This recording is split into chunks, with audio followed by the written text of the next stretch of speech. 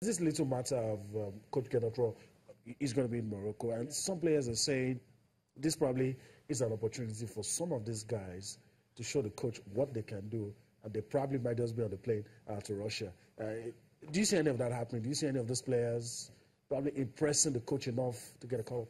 Well, it all boils down to how well they play. It's been quite obvious that Guerrero doesn't rate players coming out of the MPFL, and not necessarily because he doesn't believe they can develop, but it's a national team and it's not a developmental platform for players. So for me, if you play well enough, we have positions in the Super Eagles that needs a replacement or that needs reinforcement, especially in the attack line. We don't have apart from Odion Igalo right now. Presently, I don't think we have, and he's on holiday because I think the Chinese league is off now, and we don't have strikers that are scoring goals. Kelechi Iheanacho is barely getting game time. He's not playing. Exactly. Yeah, Anthony Nwakeme. He's hit a drought recently, so we don't have strikers that are scoring goals. So I think the people who can actually take this and move with it might just be the attackers. Doesn't the left back, maybe the left back, if he plays well, gets a chance to? Maybe. Okay. All right. That's. I'll let you hear from there. I don't know if Cecilia has anything about the That's cool by me. I mean, the only thing I feel, maybe he wants to try the wing back. Yeah, maybe that's what I believe. That's why I feel that's why there are so many defenders in the team, because it becomes just okay. Maybe he wants to try the wing back and see how it works. Personally, I don't mind what foot the player plays in as long as he's doing his job effectively. Get the results done. That's what is important, because we know we've been to a third position before. So I mean, the thing is, when Manju was on this program on Thursday last week, he talked about the fact that the goal is to win it, and that's why he had drafted, the technical crew, the backroom staff of the main team, the Super Eagles, to actually join the chanting. So when you have that, and they're going to travel days from now, they obviously will travel. Chinese starting on the 15th, that's when we'll have our first game. So hopefully by then they would have played 1 or 2 friendlies before that one. Then we'll get to see how the lookout of things will be. So all the best to the Chinese Eagles in Morocco starting next week. Okay, let's go to the English Premier League, and a lot of people are talking about tomorrow, but let's talk about. A lot of people are talking about today, but let's talk about yesterday. Let's take a look at the results if we have them. And English Premier League, Chidebere, let me come to you. Somehow, Crystal Palace were able to halt Manchester City, and a lot of people were looking at. Could have been worse, yeah. A lot of people were looking at. Okay, let's quickly run through the results. Southampton, I don't know what's happening these days. A loss of Crystal Palace. Crystal Palace seem to be. They drew United, so that's a good one. Okay, seem to be on a roll. Swansea City still having their problems. Lost to Tottenham. West Ham defeated West Brom.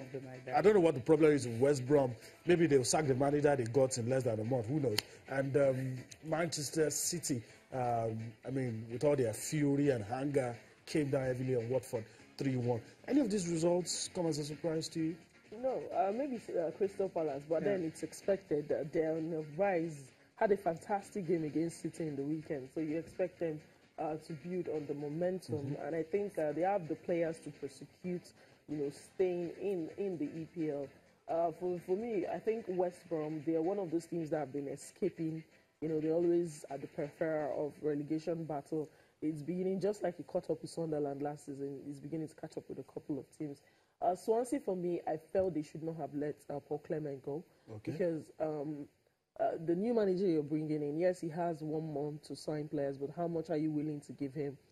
How much of quality can you find in the market in January? Okay, let me give you something, conspiracy theory. Yeah. Some people say they're preparing for life at the championship. That's why Carvajal is there. Meaning, more reason they should have let Paul Clement stay. If they get relegated, fine, he'll go. He's been in the 2nd division before. He goes down with them, builds a team, and come back to the EPL. For me, I felt it was a rash decision to let him go.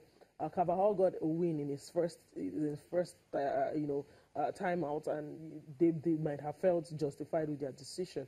But now going to lose at home, of course, it's Tottenham, but you think about it, you're home. After a win, you're expected to consolidate.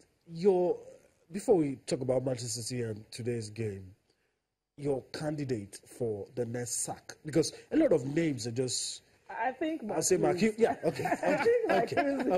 He might just be the next one in line. Yeah. But then again, Stoke City, they are another team that they've actually overachieved. Yes. They have been overachieving. They're supposed to be, you know, one of those teams, but they got to Europa League qualification at a time. You know, they've been just mid-table. I feel they're having a rough patch. They're a team that can put, you know, 4-5 games, a 5-game win back to back, and they can carry it.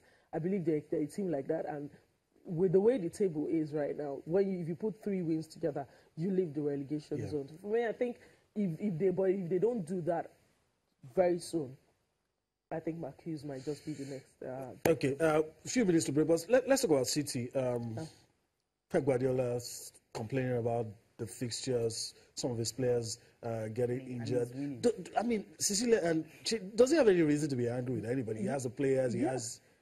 He's not the only one complaining. As in Wenger is complaining, Mourinho is complaining. That's what they signed up for. I don't have a problem with winter games.